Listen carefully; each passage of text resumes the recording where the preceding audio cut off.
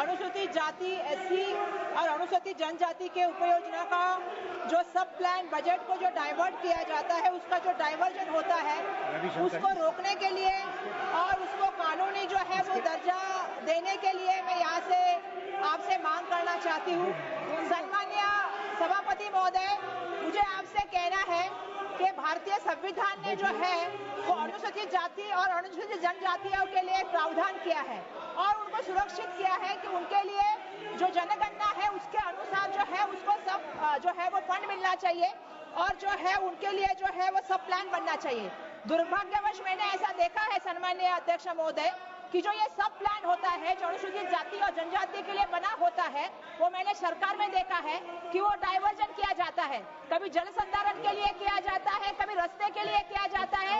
इस बार एक मिनट हो गया, लाडली बहन के लिए किया गया। तो मेरा कहना है उनके लिए जनरल बजट है। ये बजट समाज के लिए जो है वो समाज के शैक्षणिक, आर्थिक और सामाजिक।